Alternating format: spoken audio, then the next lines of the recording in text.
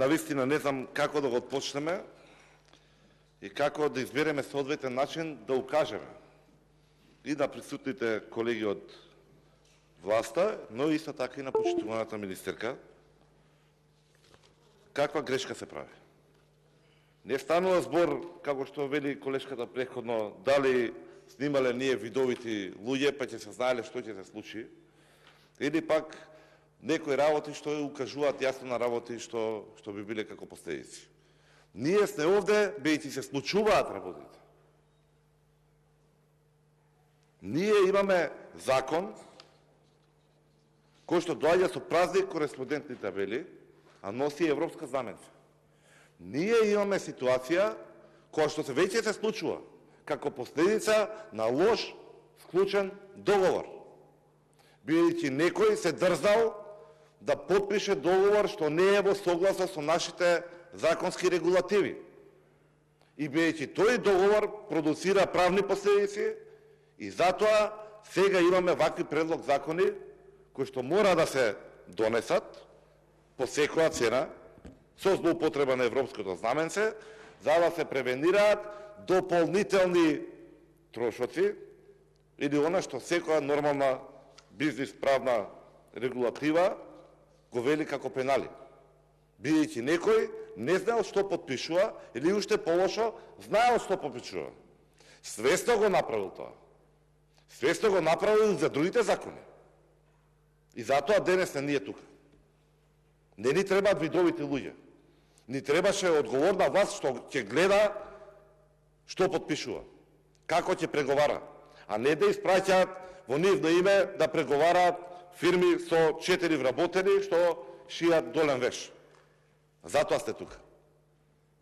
И затоа оваа власт нема никаков слух, ниту за опозиција, ниту за синдикати, ниту за комори, ниту за делегација на Европска унија, ниту за портпарол на Европска унија, за никого. Бидејќи се во таква ситуација. 6 дена, мислам дека изминаа веќе, јас сум се уште фрапиран дека човекот што е потпишан на овој празен формулар, заменик министерот, на говорницата на комисија излезе и вели јас не сум го видел договорот. Дали вие, министерке, толерирате вакво нешто? Празни формулари. Во ваше име би потпишале ли нешто вакво? Дали има нешто по-неодговорно да направите? Не мора да е за европска знаменка. За било каков документ. Да пуштите до оделение, до било кој на проверка во два верзија, недозволиво е ова. А не да се пушти до собрание и да се повикуваме на владењето на правото и на патиштата наши во Европската унија. Предлог закон кој што е последица од лошо склучен договор, а се праќа да консеквенциите се санираат со вакво лошо, уште полошо решение. Не е одговорно. Не е во ред. Затоа се такви реакциите. Затоа преминува од шок, неверување, од фрапирање во згрозеност. Дека би можело некој да си гази врз основните принципи. Па полни беа устите со Европска унија. Имате евроамбасадор кој ви кажува ова ќе влезе во европскиот извештај. Токму за овој закон беше, ги потврди и другите. Ќе бидеме 2, 3, 5 чекори назад. Кој прави нешто? Дали самите си газите врз своите зборови, врз својот дигнитет? Говорам на колегите кои што треба да дигнат рака.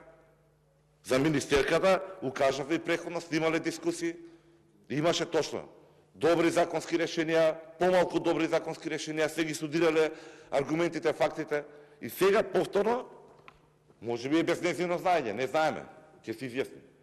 Доаѓа ова кај што се гази врз сето тоа.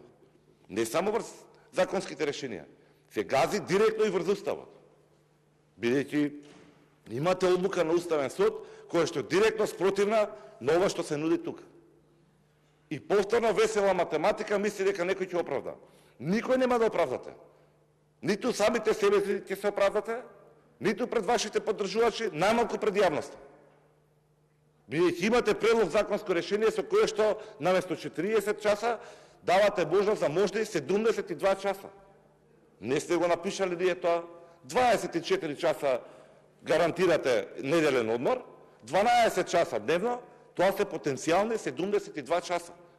Ограничувањата се ради серија на причини назад, овие 120-30 години од кога почнува битката за работничките права, каде што имало де факто злоупотреби, каде што се приморувале работниците, каде што биле присилувани да потпишуваат изјави од различни причини, да подпишат нешто или да се нафатат да работат повеќе од 40 часа. Затоа беше законот таков.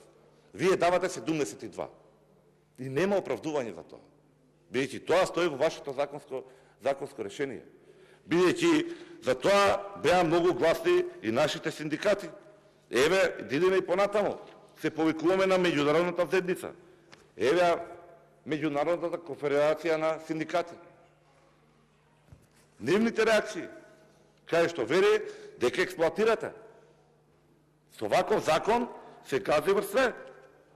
Ви вели дека наместо ги подобрите работните услови, владата бара да ги легализира експлоатирачките работни средини.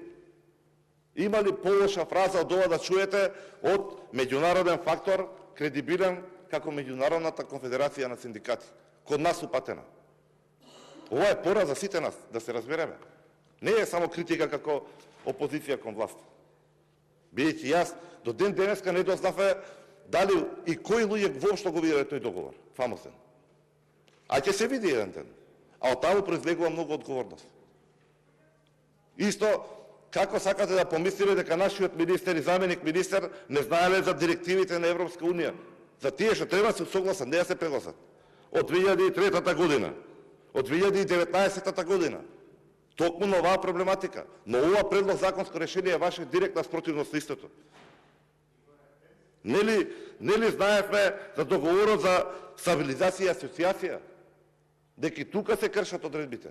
Па нели имавме чиновници, серија на нив, додека стигна од Министерството преку владата до Собраниево, кој што треба го проверат тоа. Преку све е прерипано. Зошто? Бидејќи некој од владата, тој што ќе биде координатор и што ќе менува држава, и комитетот кој што треба да ги замена сите институции што се суспендираат со овие серија на законски решенија, така наложил. Без размислување, без студирање на аргументите. Бидејќи вие носите предлог законско решение со европско знаменце, а од таму ви кажуваат ова е бидејќи ќе биде пократко и побрзо. И бидејќи човекот што е заложен за евроинтеграција кажува знаеме ние дека не е во согласно, знаеме дека не треба со европско знаменце, но еве го тука, го дискутираме. Газење врз самите себе си, врз државата, врз правниот поредок. Зошто? Ради партиска нарачка. А е лага. Укажавме на почетокот дека ова е ради пенали, ова е ради неспособност на системот и неефикасност на институциите. Како можеме да кажеме дека ние сеедно да дојде да работи било кој? Без работна дозвола, без проверка нивна безбедноста. Што го колку се случи нешто? Кој ќе одговара за тоа? Или воопшто веќе не интересира за одговорност и да дискутираме? Велите, ќе се направи посебен правилник за плати. Па кој има право да даде такво дискреционно право на некому да го дефинира истото кога имате веќе цел закон? Зошто? Како со правилникот вие ќе направите да биде поевтин автопатот? Како ќе убрзате постапката со истото? Па лажете, ама не ви проаѓа. Непотребно. 53 милиони евра не чини нивната неспособност само по основ на овој склучен договор во делот на работничките сати, работните сати. Бидејќи некој се обврзал без при тоа земе предвид реалноста, поставеноста, процедурите, собранието, односите, мислењата и на владаечко мнозинство и на опозицијата. На 6 мај веќе стигна. До вчера негиравте дека тоа ќе се исплати, не само што веќе знаеме дека се реално спеналите, веќе се исплатени. Имаш изјава премиерот, кажа дека се парите префрлени во ЈПДП, се исплатени таму. Зошто го погазите социјалниот диалог за кој што веревте дека толку ви е многу важно? Ради нарачка на Артман Груби и комитетот што ќе ги спроведува понатаму. Затоа ве молам, размислете уште еднашка. Последиците ќе бидат се поголеми и се поскапи. А одговорност за вакво неодговорно однесување порано или подоцна ќе пристигне. Бидејќи навистина е бизарно. Дури би рекли и вулгарно ваквото однесување на власта кон собствените пратеници, Ви заврши времето. Тука ќе направим пауза, продолжуваме со работа во 15